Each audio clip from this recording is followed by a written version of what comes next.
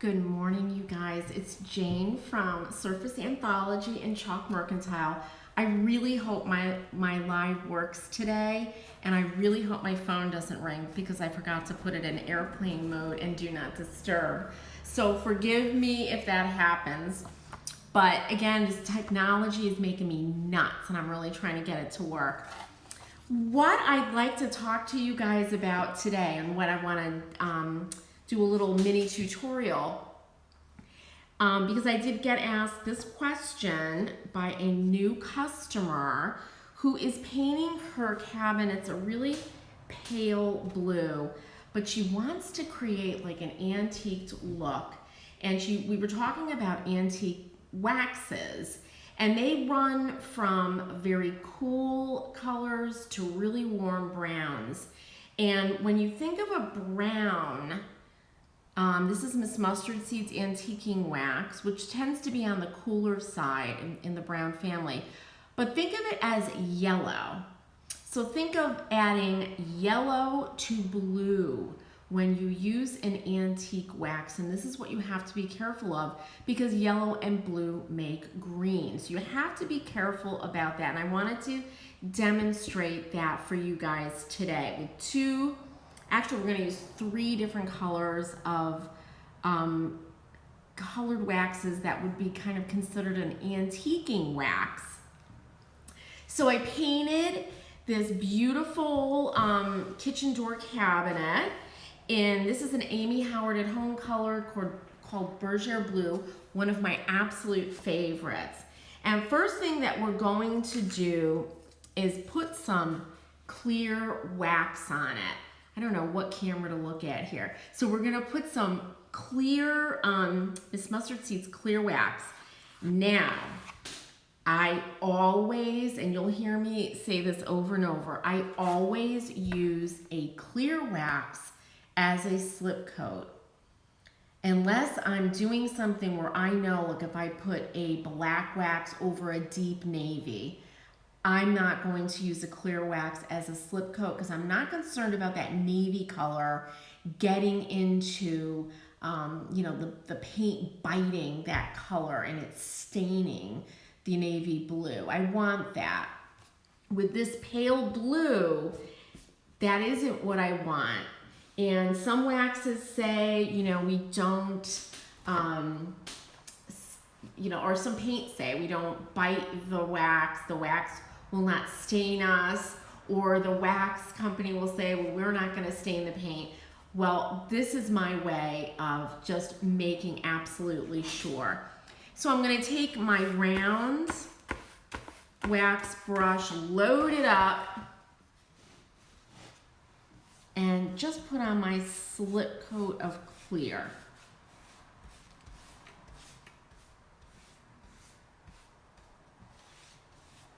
And this is how I would wax the piece even if I wasn't using an antiquing wax. You want to get into every nook and cranny, and a little bit of this wax goes a long way.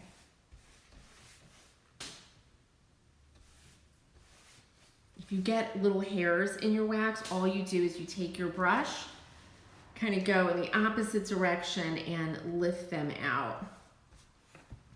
Okay. And I'm going to go around the edge.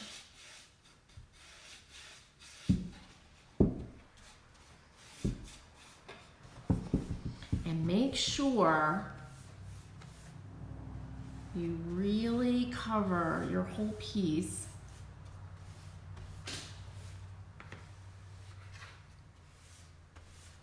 You don't want to have any little missed areas, any little holidays.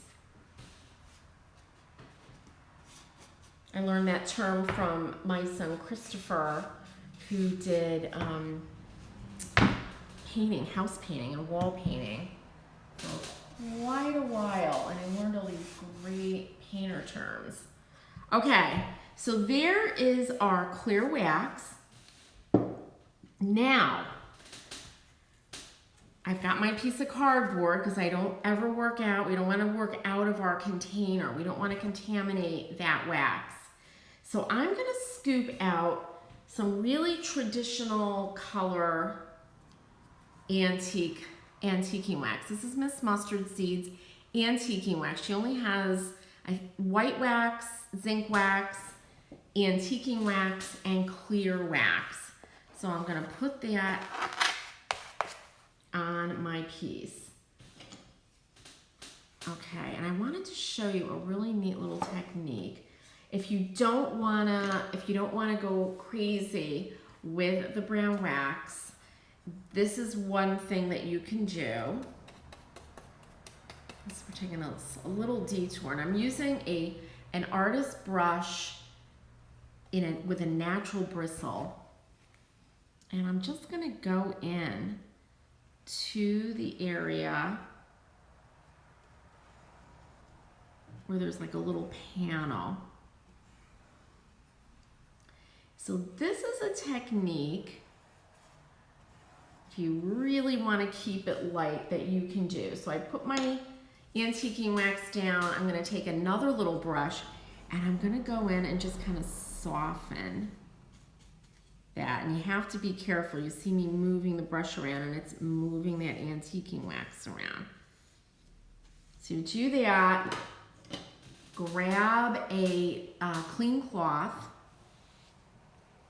and just kind of blend out that little bit that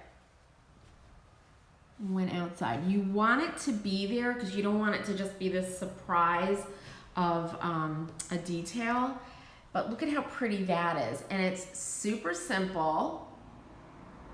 Hopefully you could see that color. So there it is without it, and there it is with it. And you don't see your piece turning green here. Now we're gonna add a little bit more. So I'm gonna grab that brush that I was using before. Always use a natural bristle brush when you're using wax. And I am laying it on.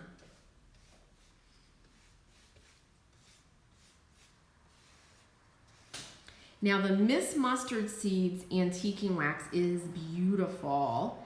It is it's like a burnt umber color. So it isn't an incredibly warm antiquing wax, which is really, really nice. So I'm gonna really go crazy here.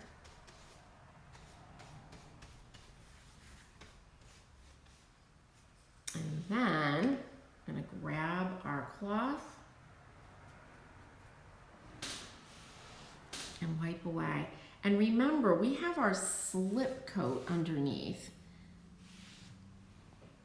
So we don't have to really worry about the painted surface, the wood, getting stained with that antiquing wax. And that is why I do it.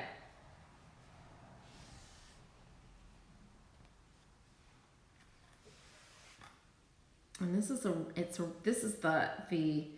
kind of the artistic, creative part of this.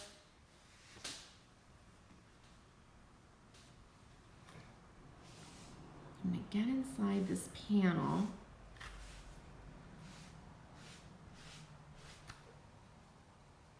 And you have to keep rolling your cloth. And those cheesecloth works really, really well. And the shot cloths work really well.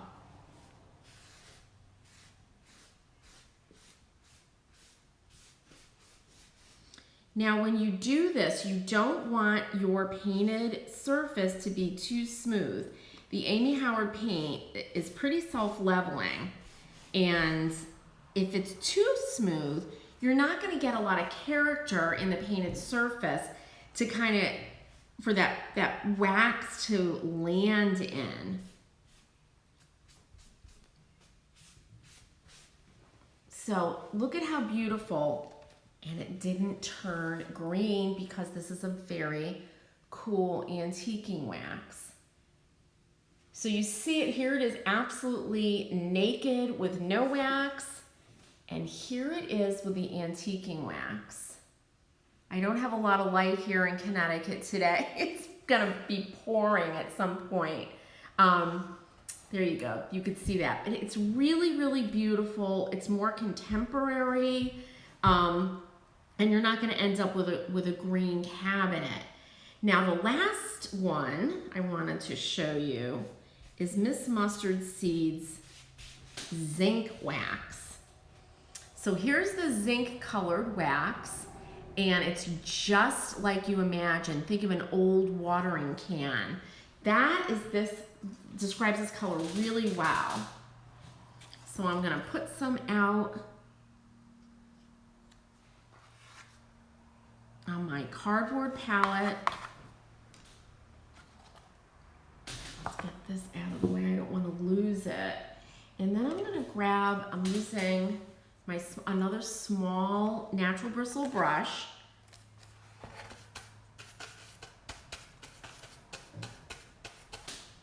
We're gonna do the other side and see how this looks. Absolutely beautiful color.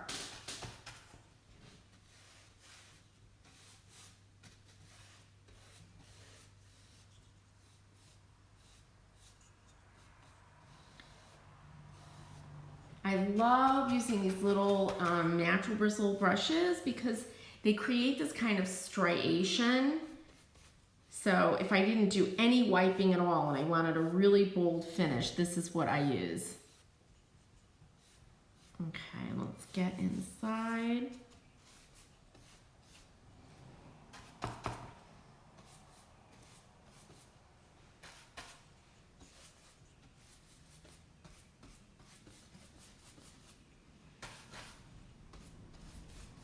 And this is actually how my dining room table is finished, with clear wax and some colored waxes, white and a really pale gray.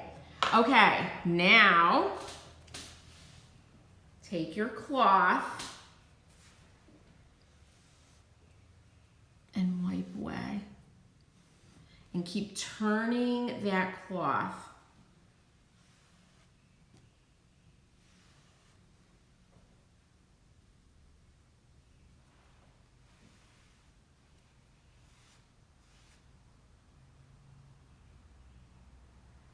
I buy these rags by the pound because I go through a lot of them.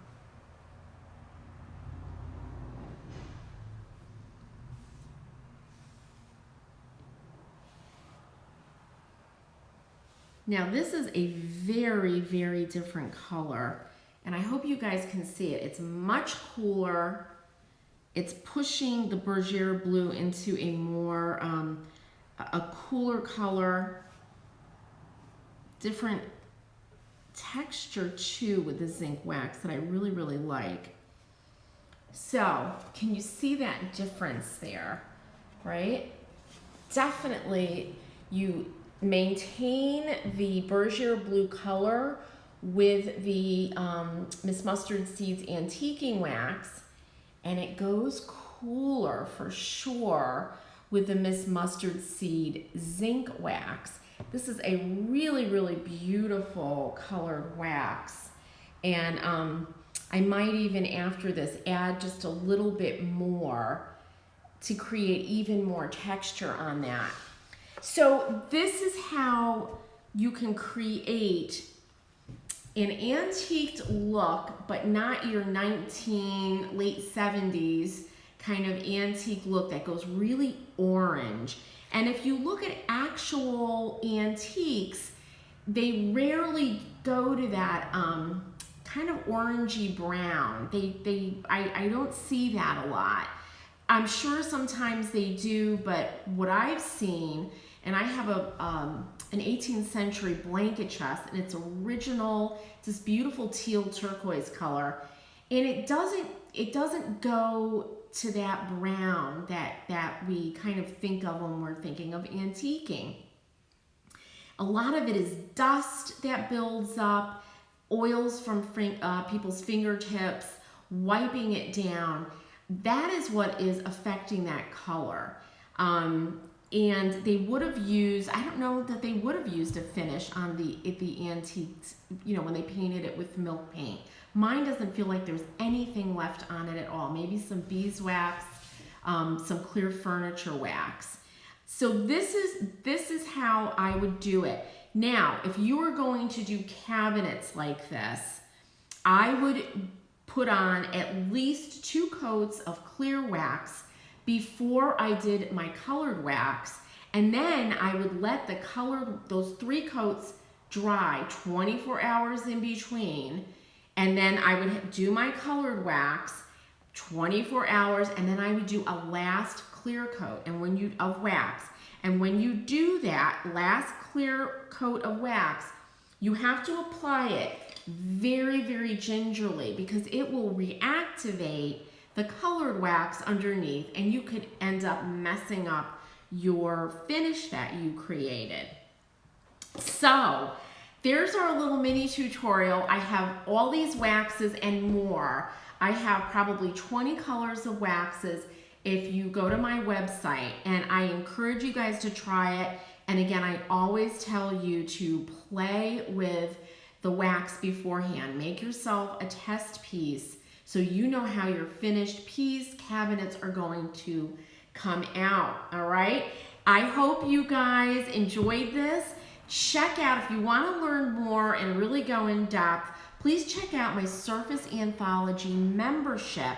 I'm collecting emails now for a wait list. I'm going to be opening very, very soon. And it's a really cool membership where every month we really take a deep dive into creating authentic paint finishes with many different techniques and products. One of the big perks is that all my members get 20% off in my store all the time. And if you know me, I don't do sales. So that's a great little perk to being a member for sure. I am going to post this on YouTube. You can totally go over on YouTube. It's Surface Anthology.